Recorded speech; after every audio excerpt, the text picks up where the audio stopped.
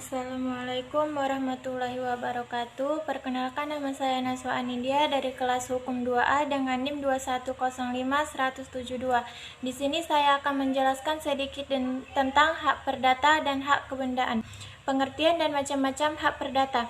Hak perdata adalah hak seorang yang diberikan oleh hukum perdata. Macam-macam hak perdata yaitu hak yang bersifat absolut, memberikan kekuasaan langsung dan dapat dipertahankan terhadap siapapun, meliputi hak kebendaan yang diatur dalam buku 2 KUH Per dan hak kepribadian yang diatur dalam buku 1 KUH Per. Hak yang bersifat relatif, memberikan kekuasaan terbatas dan hanya dapat dipertahankan terhadap lawan atau pihak dalam hubungan hukum.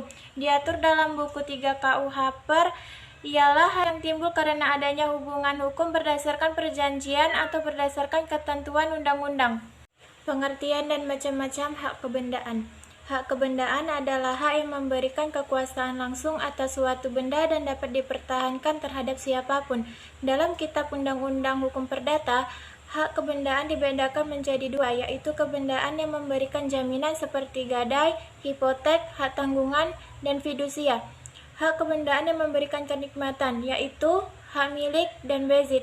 Macam-macam hak kebendaan meliputi hak kebendaan bersifat memberi kenikmatan, terbagi menjadi dua jenis, yaitu hak kebendaan yang memberikan kenikmatan atas benda itu sendiri seperti hak agendom dan hak bezit, serta hak kebendaan yang memberikan kenikmatan atas benda orang lain seperti hak postal, hak memungut hasil, hak pakai, dan hak mendiami.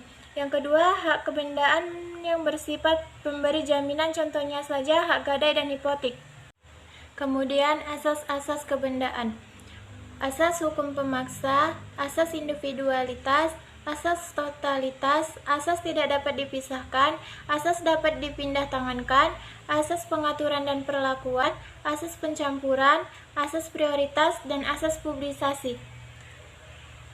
Cara-cara memperoleh hak kebendaan. Hak benda dapat dimiliki apabila hanya pengakuan terhadap suatu benda yang ditemukan.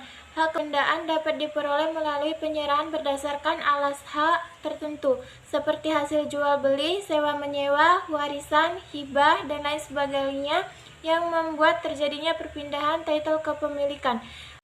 Hak kebendaan dapat diperoleh melalui daluarsa, yaitu apabila barang bergerak yang tidak diketahui siapa pemiliknya dan kemudian ditemukan oleh orang lain, maka hak benda tersebut akan diperoleh setelah 3 tahun sejak dikuasainya benda oleh orang yang bersangkutan.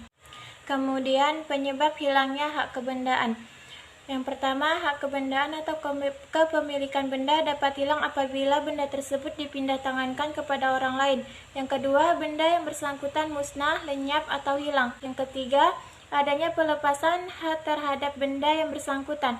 Yang keempat, hak kebendaan sudah kadaluarsa. Perlu diketahui bahwa daluarsa untuk barang bergerak umumnya adalah 3 tahun dan untuk barang yang tidak bergerak mencapai 20 tahun.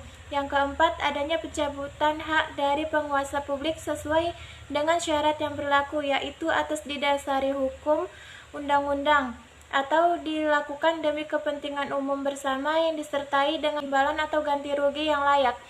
Sekian yang dapat saya sampaikan mengenai hak kebendaan dan hak perdata. Lebih dan kurangnya mohon maaf. Wassalamualaikum warahmatullahi wabarakatuh.